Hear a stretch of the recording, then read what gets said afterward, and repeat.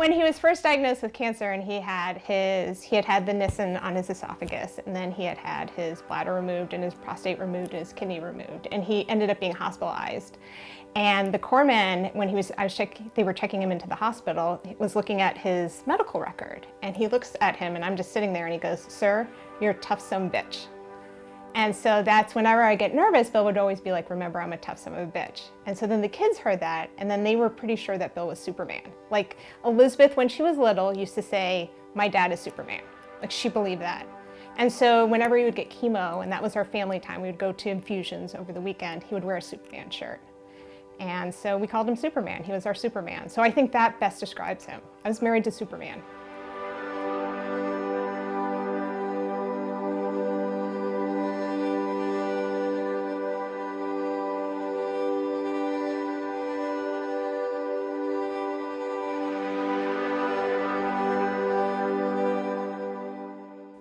His family, he was the first to graduate from college, and it was able to give him an opportunity. His mother was a factory worker, and so there were not a lot of opportunities. There wasn't a lot of money. And so I say the military kind of raised him, and he loved being part of the military. He served for 23 years, so it was kind of all he knew.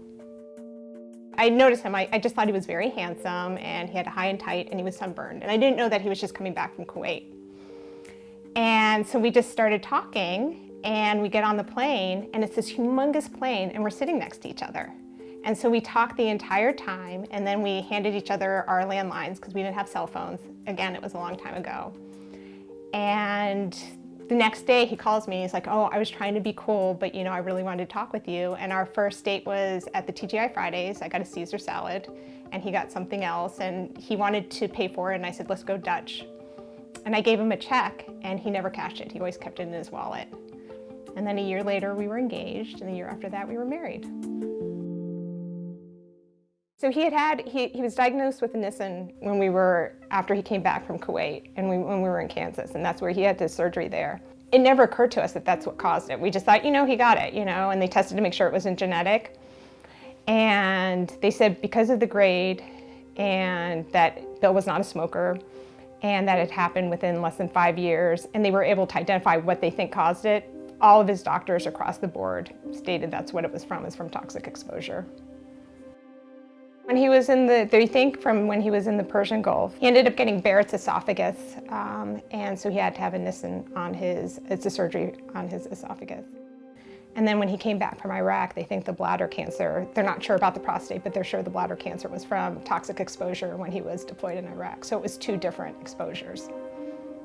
He called me and he said, "Oh, they think it's okay. I just have a urinary tract infection, but there's a shift change, and sorry. And the new doctor wants to see me." And so the new doctor came on and he said, "Let's just do a CAT scan and an MRI and see. I don't think this is urinary tract infection." And they looked and they found a mass in his kidney.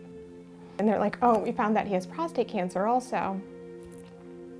But we removed it soon enough, so 96% of the time he'll be okay." And then a few months later, he started coughing up blood.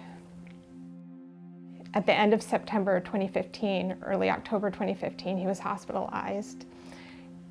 And then they did an echocardiogram at the end of October, and they said, you have hours to live. And he died about 36 hours after that.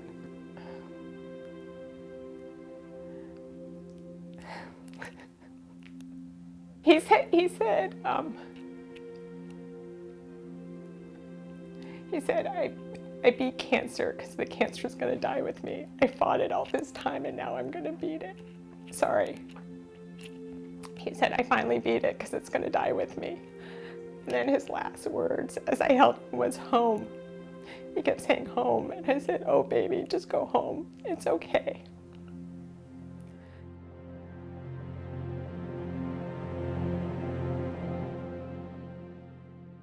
So a few months ago, I decided I was going to have a month of yes. I've been saying no to everything. People ask me to do something, I'm like, no.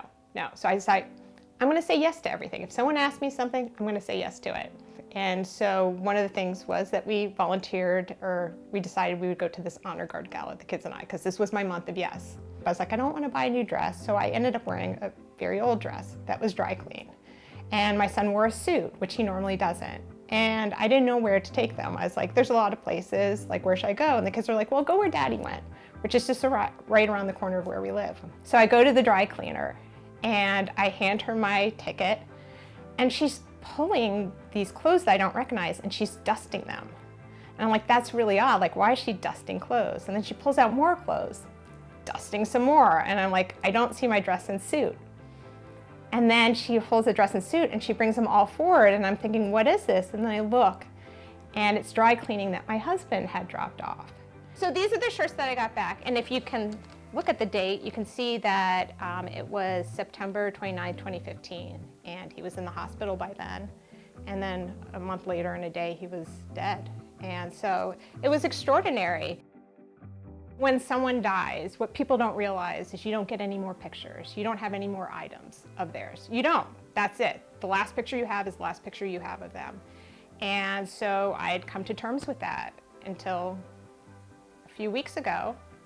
I ended up going to the dry cleaner and I ended up getting 9 more shirts of my husband. And that's extraordinary. That's something that just doesn't happen.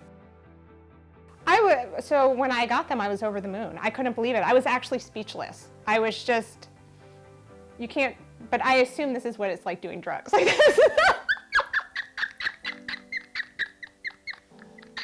But it was, I don't know how to put that. But it was, okay, I have a better, it was like winning the lottery. It was actually better than winning the lottery. The chances of being able to get more items of my husband, I would have a better chance of winning the lottery than getting more items of my husband. So it felt like I won the lottery. I was over the moon. He was quiet when you first met him, but he was very also social. And he was one of those people that everyone appeared to like him. And like, he really did. He had this personality. I'm an introvert and he was an extrovert. And so it worked out really well together. Yeah, he was a pretty amazing guy.